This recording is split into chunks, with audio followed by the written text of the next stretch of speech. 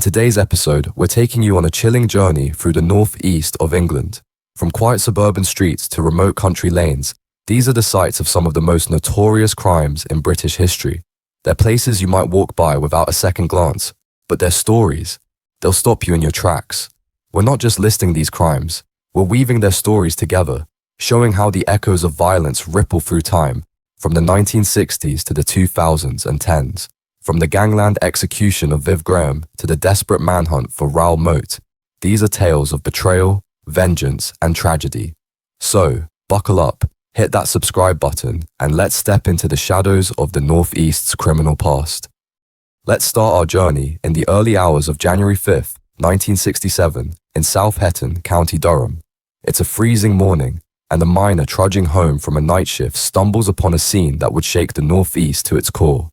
On the Pespall Bridge, a bullet-ridden body slumps in the driver's seat of a Jaguar Mark X.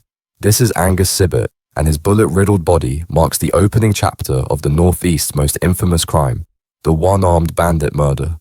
Angus Cibet, just 33 years old, wasn't your average Joe. He worked as a money collector for fruit machines, those clunky, flashing one-armed bandits that lined pubs and clubs in the 1960s. It was a cash-heavy job, ripe with opportunity for those willing to dip their hands into the underworld's murky waters. That night, someone decided Cibet's time was up. 5 bullets tore through him in a cold, calculated hit, leaving his body crumpled under the bridge. This wasn't a random act. It was a gangland execution, one so notorious it's said to have inspired the gritty 1971 film Get Carter, starring Michael Caine as a vengeance-driven gangster. The investigation pointed fingers at 2 men, Dennis Stafford and Michael Luvaglio. They were business associates of Cibet, tied to the lucrative fruit machine racket run by Vince Lander, a London club owner with northeast roots. Stafford and Luvaglio were convicted in a trial that gripped the nation, but here's the twist. They swore they were innocent. They claimed they were scapegoats, caught in a web of underworld rivalries and police pressure to close the case. Court records reveal a murky motive, a possible dispute over £1,800 in missing cash, though no hard evidence ever tied them directly to the trigger. To this day, their supporters argue the real killer walked free, and the case remains a lightning rod for debate among true crime fans. Was it a betrayal over money, a power play in the Northeast's criminal underworld, or something else entirely? Back in 1967, Pespall Bridge was a grim sentinel of South Hetton's industrial heart. Flanked by the colliery's smokestacks, it loomed over a landscape choked with coal dust and desperation. The bridge was a perfect spot for a hit, remote, shadowy, and forgotten by dawn. But if you visit today, you'd never know. The colliery's gone, its chimneys replaced by rolling greenery. The bridge itself, demolished, erased from the map. Now the site is a quiet, leafy stretch, almost pastoral in its calm. But stand there long enough, and you can almost feel it. The chill of that January night, the weight of unanswered questions. Who pulled the trigger, and why has the truth stayed buried for nearly 6 decades? The shadows of Pespall Bridge are just the beginning. The Northeast's underworld has more secrets to spill, and our next stop takes us to the streets of Wallsend, where a hard man's empire came crashing down in a hail of bullets.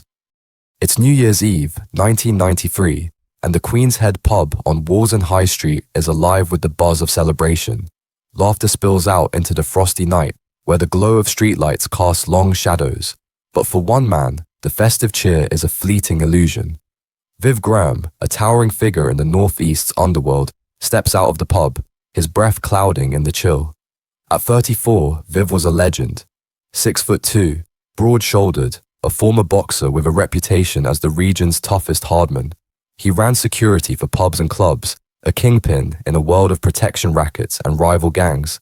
But power like that comes with a price, and enemies who never forget.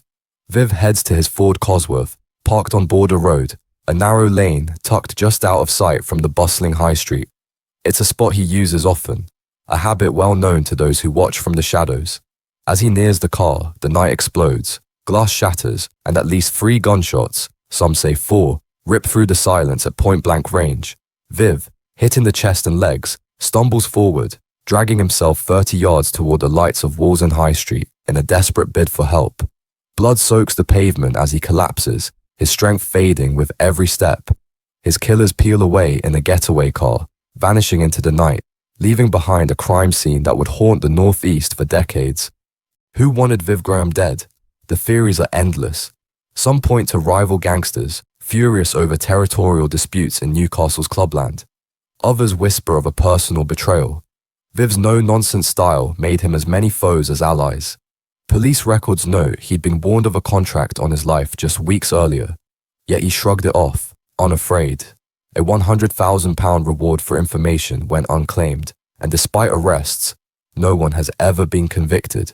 The case remains one of Northumbria Police's most enduring mysteries, a puzzle with missing pieces that still sparks debate among true crime fans. Was it a calculated hit by a criminal syndicate, a grudge from a scorned associate, or something even darker? Stand on Border Road today, and it's like stepping back in time. The narrow street, flanked by modest terraced houses, hasn't changed much since 1993. The Queen's Head still looms nearby, its faded sign a silent witness to that brutal night. For locals, the memory of Viv Graham lingers, a man feared by some, revered by others, a symbol of an era when the Northeast's underworld called the shots. Close your eyes, and you can almost hear the echo of those gunshots, the screech of tires, the fading pulse of a hard man's life. Wallsend hasn't forgotten, and neither have we. But the Northeast's bloody history doesn't end with Viv Graham. Just over a decade later, another car park would bear witness to a chilling act of betrayal, one that would send a killer on the run and leave a community reeling. It's May 24th, 2006, and the rugged cliffs of South Shields stand sentinel over the North Sea. Tucked below, the Marsden Grotto car park is a windswept patch of gravel, where the salty air carries the promise of a quiet escape. Tourists might stop here to snap photos of the crashing waves, but for David "Noddy" Rice, this isolated spot was a trap and his final destination. At 42, Noddy was no stranger to the Northeast's underworld, a man with connections and a past. But that night, he walked into a betrayal he never saw coming. Noddy was lured to the car park under the guise of a meeting, arranged by someone he trusted. Stephen Bevans, a name that would soon be tied to treachery. As Noddy arrived, two masked men emerged from the shadows. 9 bullets tore through him in a ruthless, cold-blooded execution, his body crumpling to the ground as the killers vanished into the night. Police believe one of those men was Alan James Foster, Noddy's old friend turned enemy. Once as close as brothers, their bond had fractured. Some whisper over a drugs debt gone sour. Others say a petty spat that spiraled into deadly vengeance. Noddy's twin sister, Shirley Rice, insists it was nothing more than a trivial argument between mates, blown out of proportion in the brutal logic of the streets. Whatever the truth, Foster's name is etched in infamy. Court records paint a chilling picture. Foster, a career criminal with ties to drug trafficking, allegedly orchestrated the hit with Bevans' help. Bevans was later convicted for his role, sentenced to life for luring Noddy to his death. But Foster, he slipped through the net, fleeing to Spain's Costa del Cream, where he's dodged justice for nearly 2 decades. Crime Stoppers has offered £10,000 for his capture, and his face has appeared on Europe's most wanted list, yet he remains a ghost, taunting authorities from the shadows. Today, the Marsden Grotto car park looks much like it did in 2006. The gravel crunches underfoot, the cliffs loom overhead, and the sea churns below, indifferent to the blood that once stained this ground. Families park here, oblivious, snapping selfies against the dramatic coastline. But for those who know the story, the car park holds a darker truth, a place where trust was shattered and a life was snuffed out in seconds. How many visitors sense the chill of Noddy Rice's final moments? How many realize they're standing on the stage of a gangland betrayal? The Northeast's violent past runs deeper still, reaching back to a time when a single rifle could turn a cozy pub into a slaughterhouse. Let's travel back to April 15th, 1913, to the Sun Inn in Bedlington, a small mining town in Northumberland. The Sun Inn, a warm beacon on the high street, is alive with the hum of community life. Miners, their faces still dusted with coal, share pints and stories, the air thick with the scent of ale and tobacco. It's a place of camaraderie, a refuge from the back-breaking toil of the pits. But today, that refuge will turn into a nightmare. John Jocker Amos, a 35-year-old former manager of the Sun Inn, is about to unleash a fury that will stain Bedlington's history forever. Amos, once a trusted figure behind the bar, had been sacked by the pub's owner, James Wood Irons, accused of stealing money from the till. The accusation wasn't just a blow to his livelihood, it was a public shaming, a wound to his pride that festered into rage. Armed with a Winchester repeating rifle, Amos stormed into the Sun Inn, his eyes burning with vengeance. The laughter stopped cold. The first to fall was PC George Muscle, a 29-year-old constable who rushed to the scene only to be cut down by a blast to the chest. Next was Sarah Grice, the 30-year-old wife of the new pub manager, her face shattered by a bullet as she stood frozen in terror. Then came Sergeant Andrew Barton, a 39-year-old war hero celebrated for his courage in a daring 1908 sea rescue off the northeast coast. He lunged at Amos, trying to wrestle the rifle away, but a single shot ended his life. The Sun Inn became a slaughterhouse in minutes, blood pooling on the wooden floor as screams echoed through Bedlington. Amos fled, sparking a frantic manhunt across the Northumberland countryside. Police, armed and desperate, tracked him down within hours, cornering him like a wounded animal. He was arrested, tried, and convicted of murder. Despite a petition with 60,000 signatures, nearly the entire population of Northumberland at the time, begging for clemency, Amos faced the gallows. On July 23, 1913, he was hanged at Newcastle jail, his name forever etched in infamy.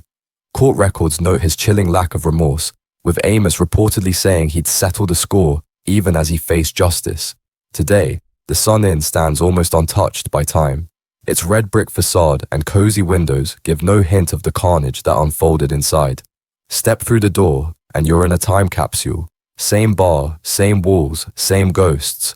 For locals who know the story, it's a place where the air feels heavier, where the faint echo of 1913's screams lingers in the quiet corners. Bedlington has moved on, but the Sun Inn remains a haunting reminder of a day when rage turned a sanctuary into a slaughter. The Northeast's dark history isn't just about personal grudges or underworld feuds. Sometimes it's about a man pushed too far by the system, with consequences that echo through decades. It's June 20th, 1991, in the sleepy village of Buttsfield, County Durham. Eliza Lane winds through rolling fields, a narrow ribbon of asphalt where the hum of tractors and the chirping of birds are the only sounds. This is the kind of place where nothing ever happens, until it does. On this summer morning, the air is thick with tension. Albert Dryden, a 51-year-old local with a stubborn streak, has built a bungalow on his small holding without planning permission. For years, he clashed with Derwentside Council, defying their orders to tear it down. Today, they've come to enforce the law, and the stage is set for a tragedy that will shock the nation. Harry Collinson, a 46-year-old principal planning officer, leads the council's team to demolish Dryden's bungalow.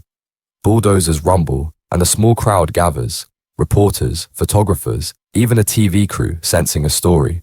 But no one expects what comes next. Dryden, a man known for his eccentricity and fierce independence, emerges from his property, a vintage World War II pistol in hand. As cameras roll and shutters click, he raises the gun and fires. A single shot to the chest fells Collinson, who collapses on the sunlit lane, his life snuffed out in an instant. A second shot wounds a BBC journalist, Michael Carton, in the stomach as chaos erupts. The footage, raw and chilling, captures Dryden's calm defiance, a man pushed past his breaking point by years of bureaucratic battles. Dryden was arrested on the spot, his trial revealing a tale of obsession and defiance. He'd built the bungalow, a ramshackle structure of breeze blocks and dreams, without approval, seeing it as his stand against authority. Court records show he'd warned council officials of consequences if they came for his home, but no one anticipated murder. Convicted of murder and attempted murder, Dryden was sentenced to life, spending over 2 decades behind bars. In July 2018, a frail Dryden, then 76 and recovering from a stroke, was released to a care home, his release reigniting debates about justice and retribution. For Collinson's family, the pain of that day never faded. Eliza Lane today is hauntingly unchanged. The fields still stretch endlessly, the lane still twists through the countryside, quiet and unassuming. The bungalow is long gone, its rubble cleared, leaving a patch of earth that feels almost too serene. But for those who've seen the grainy TV footage, Collinson falling, Dryden standing resolute, the lane is forever scarred. It's a place where a petty dispute over planning permits exploded into violence, a reminder that even the quietest corners can hide deadly secrets. As we near the end of our journey, we come to one of the most infamous manhunts in British history, a story that gripped the nation and ended in a quiet riverside town. It's July 2010, and the Northeast is gripped by fear. The name Raoul Moat dominates every headline, every whispered conversation. A 37-year-old bodybuilder and former bouncer, Moat is a man consumed by rage, fresh out of Durham prison after serving 18 weeks for assault. On July 3rd, just 2 days after his release, he unleashes a storm of violence in Newcastle.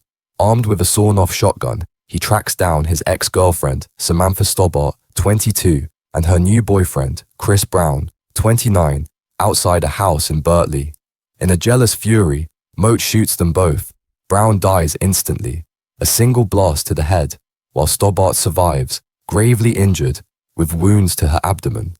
The next day, Moat's rampage escalates. He ambushes PC David Rathband, a 42-year-old traffic officer, sitting in his patrol car in East Denton. Moat fires through the window, blasting Rathband in the face and shoulder, leaving him blind and fighting for his life. Moat vanishes into the night, sparking one of the largest manhunts in British history. For 6 days, Northumbria police mobilise hundreds of officers, armed units, helicopters, and even RAF jets, scouring the northeast for a fugitive who's vowed to take more lives. Moat, a survivalist with a grudge against the police, taunts authorities with chilling letters and phone calls, declaring war on the force. Tips lead police to Rothbury, a quiet Northumberland town, where on July 9th they corner him on a serene patch of grassland by the River Coquet. The scene is surreal.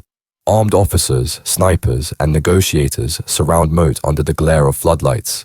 The river's gentle murmur at odds with the tension. For 6 grueling hours, a standoff unfolds, broadcast live to a nation on edge. Then, in the early hours of July 10th, a single gunshot rings out. Moat, sitting with his back against the fence, turns the weapon on himself, ending the saga in a final desperate act. Police reports later reveal Moat's paranoia and steroid use fueled his spiral, with letters claiming he felt hunted like an animal. PC Rathband, tragically, took his own life in 2012, haunted by his injuries and trauma. Samantha Stobbart survived, but the scars, physical and emotional, run deep. Rothbury's riverside today is a picture of peace, a green expanse where families picnic and children play, oblivious to its grim history. But for those who followed the manhunt, who watched the live footage of Moat's final moments, this tranquil spot is forever tainted. Stand by the River Coquet, and you can almost feel the weight of that night, the helicopters overhead, the crack of that final shot, the end of a man who became a symbol of rage and ruin. From the vanished Pespall Bridge to the serene riverside in Rothbury, the northeast crime scenes tell stories of violence, betrayal, and loss. Some, like the Sun Inn, stand almost untouched by time. But all of them carry the weight of history, moments when lives were shattered and communities were left to pick up the pieces. What's it like to walk these streets, knowing what happened there? Do the ghosts of Angus Cibet or Viv Graham still linger? Let us know in the comments what you think about these chilling stories and if there's a crime scene you want us to explore next. Don't forget to like, subscribe, and hit that notification bell to stay pulsed into the world of true crime.